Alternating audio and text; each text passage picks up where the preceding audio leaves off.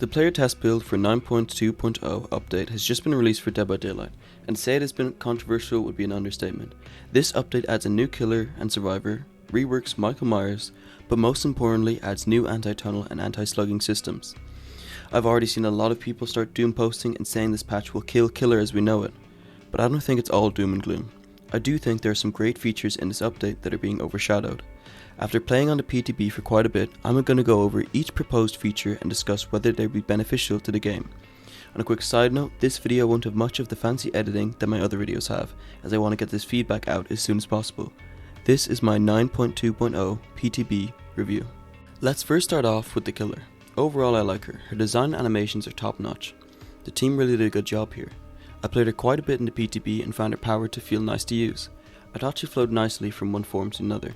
Generally I'd play by using the head form to travel distance, then switch to the body form to regurgitate and leech the survivor. Leeching the survivor doesn't slow you down too much and doesn't give the survivor a speed boost, so usually I could follow up on M1 while still in body form. After hitting the M1, or if the survivor was too far, I'd switch back to the head form to finish the chase. This gameplay flow felt both fun and unique compared to other killers for me. There were certain loops that when a pallet is thrown down, you can't do much in head form, which could be a bit frustrating. I'm not sure how they could fix this though, without just making it so the killer gets free hits. I do still think it's too early to tell if the killer has any major problems or how strong they are, but I think they have a good basis overall. Now let's look at the killer perks.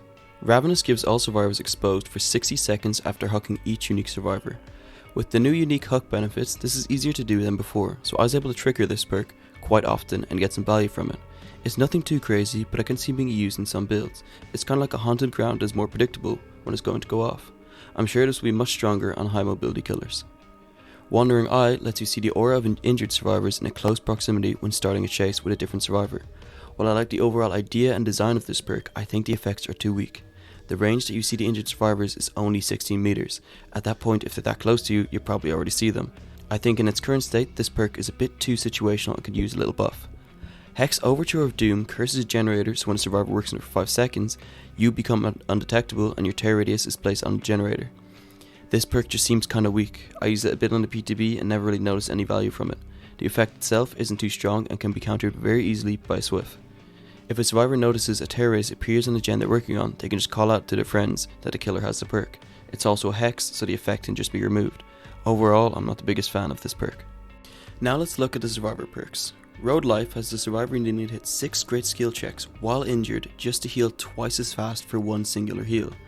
The work required to activate this perk does not match the reward. I think you're much better off just running Will Make It if you want to heal survivors twice as fast. Performance is fun.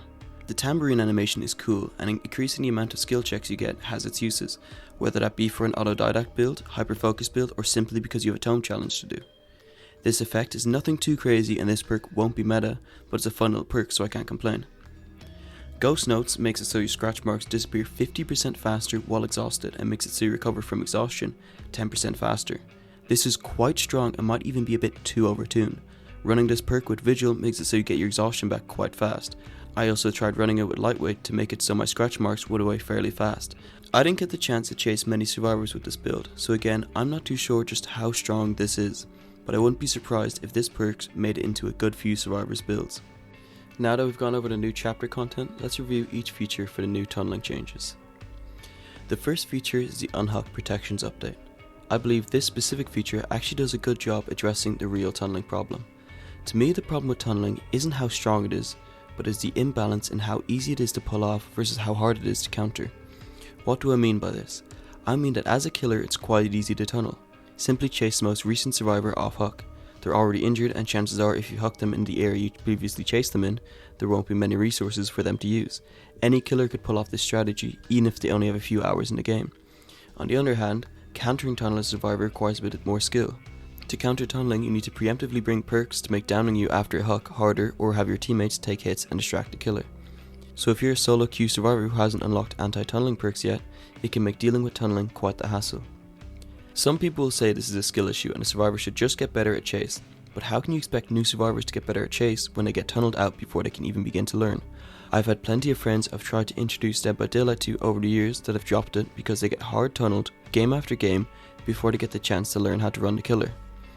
I think these unhook protections help remedy this problem.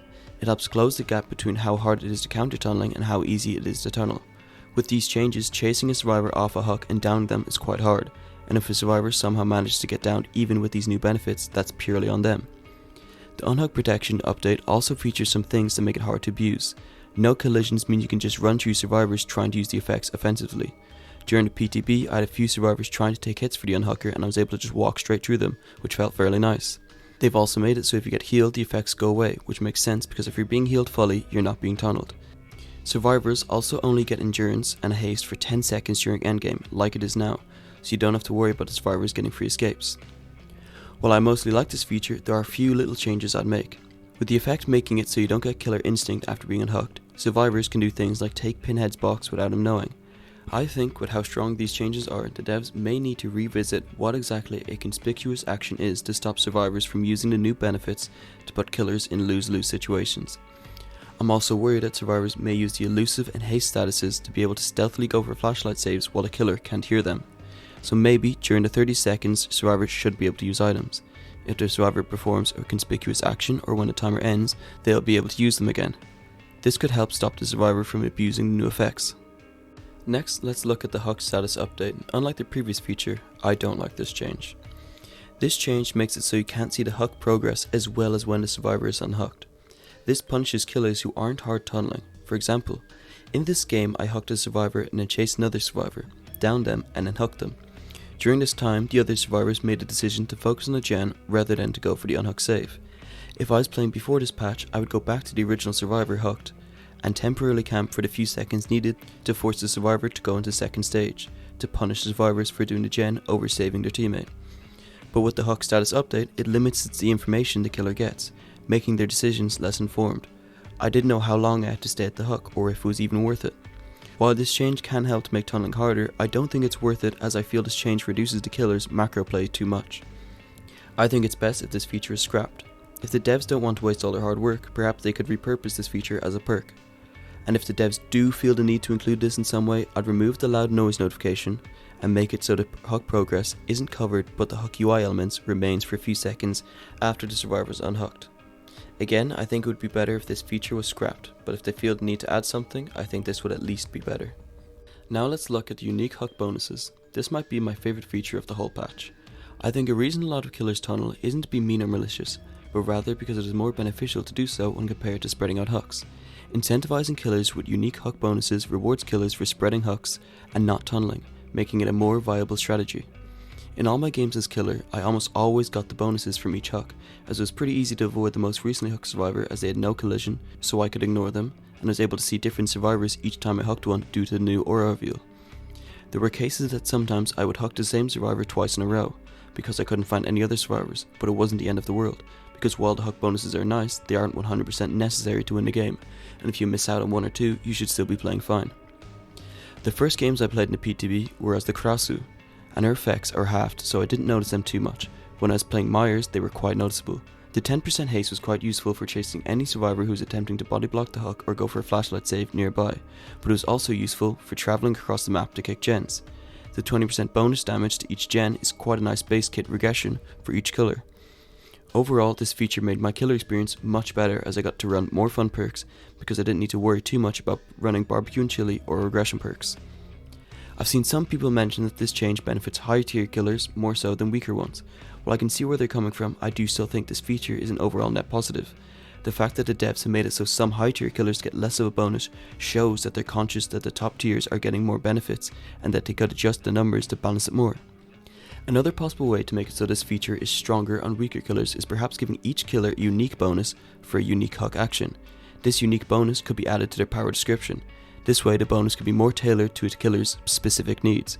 For example, a killer like the Trapper could be given 15% haste instead of 10% to account for their lack of mobility, while a killer like say the Demogorgon could be given a larger gen regression bonus due to them having built-in mobility. Now let's look at the tunneling penalties. I really don't like either of these features and believe they are both terrible for the game. Let's start with when a survivor that was previously hooked is killed or sacrificed, the killer loses the ability to block damage or regress generators by any means. This penalty often triggers when a killer is not tunneling. For example, I triggered this penalty 3 times during my time in the PTB.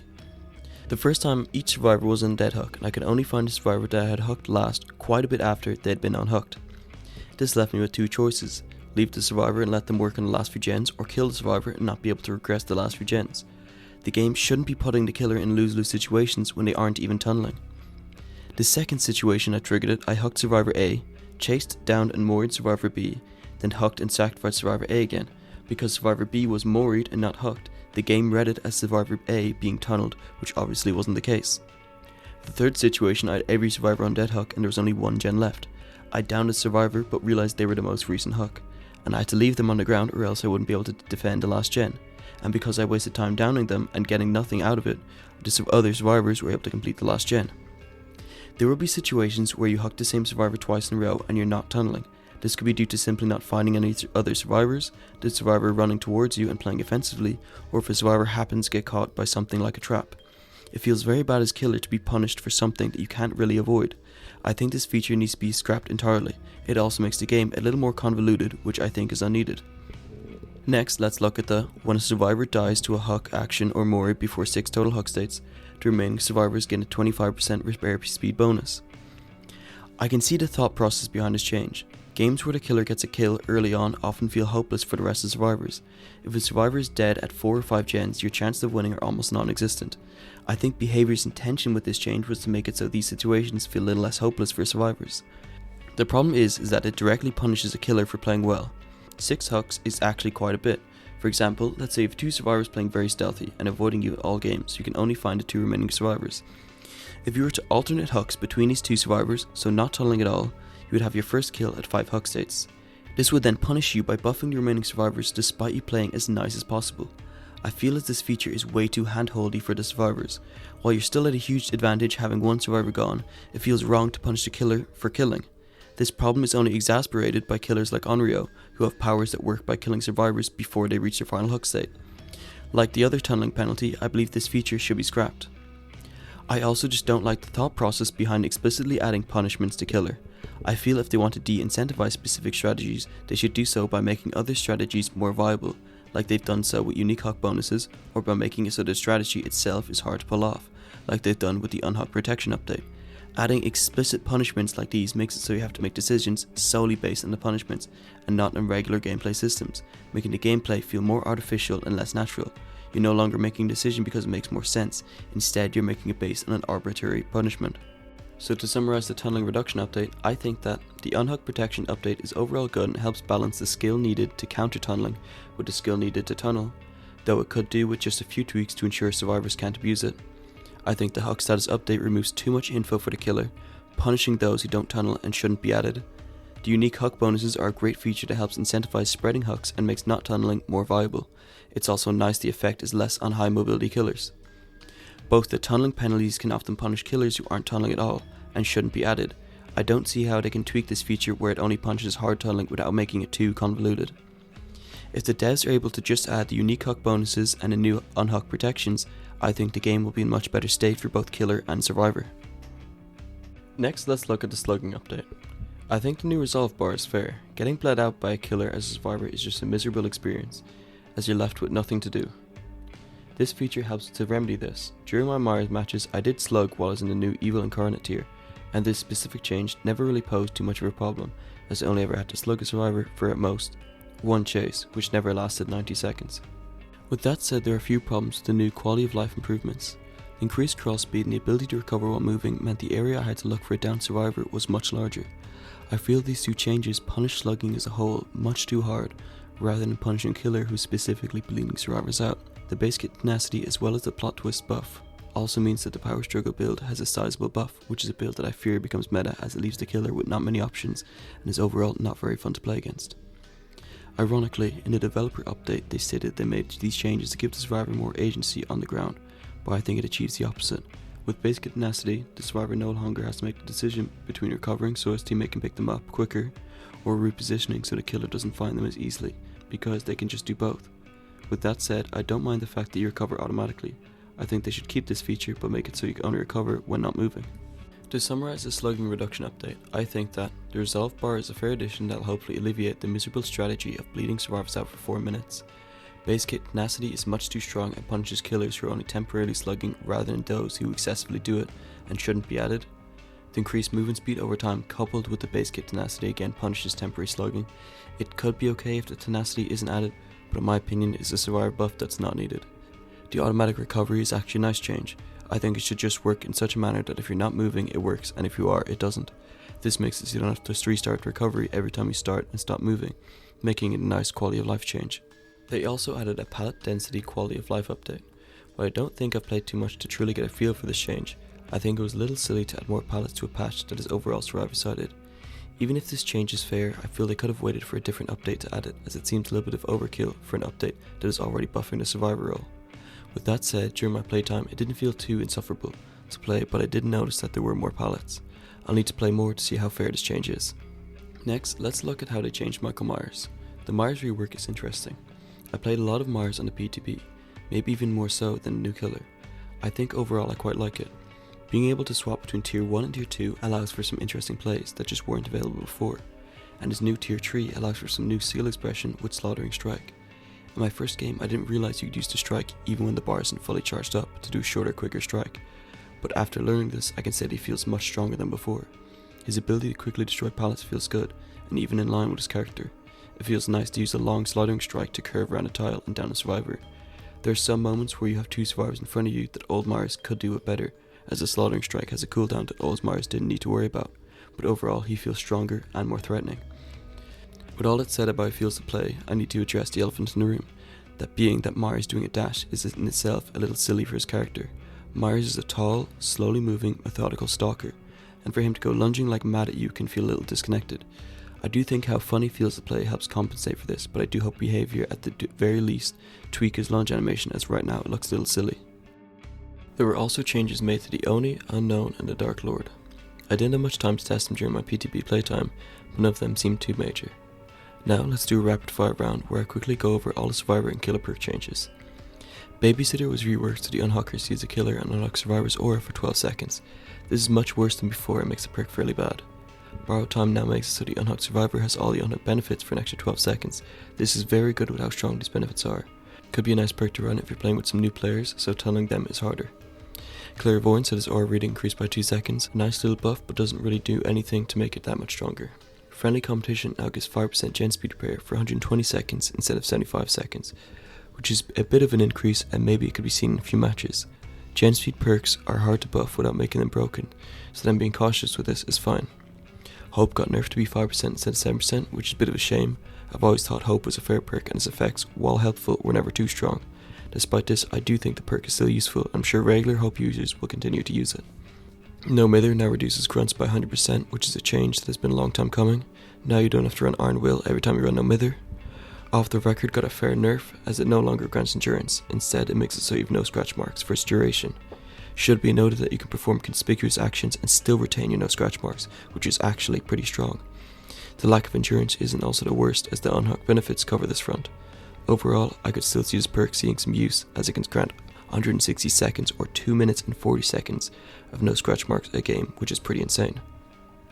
Leader was just outright buffed to be 30% instead of 25% and 10 meters instead of 8 meters. This is nice, as Leader was never too strong, so hopefully just make it a bit more viable. Lucky Star has cooldown decreased to 25 seconds from 30 seconds, which is a nice little buff. Pharmacy lets you open chests 125% faster instead of 100% faster, which is a welcome change. Plot Twist now increases recovery speed by 25%, which is a change I disagree with, as the perk itself was already pretty strong. This change only makes stuff like the Power Struggle build even stronger. Tenacity was changed so you can't have your aura out in a dying state, and they reduced the speed you move to compensate for the base kit increase. Not being able to see the survivor's aura on the ground is a bad change, as it'll make it harder for the killer to slug, because you won't be able to find the survivor. Like I mentioned before, I don't like base kit tenacity, and I think it should be kept as a perk, and the perk should remain unchanged. Vigil got nerfed so you can only be affected by one instance of it at a time, which is very good. The perk when used by itself is still very good, so it made no sense for it to be able to stack. This is a good change.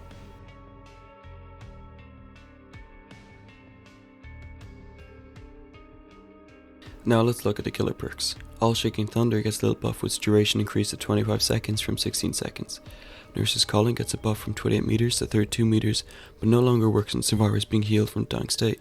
This was done to stop slugging, but honestly I don't think it was ever that much of a problem. I think this is a needless nerf. Barbecue and Chili was reworked to now increase the base gen damage by 5% after each survivor is hooked. This is an alright perk, nothing too notable. Dark Arrogance was buffed, decreasing stun duration to 15% from 25%. Dead Man Switch was nerfed to only block generators for 35 seconds and not 50 seconds. 15 seconds is quite the nerf and may have been too much.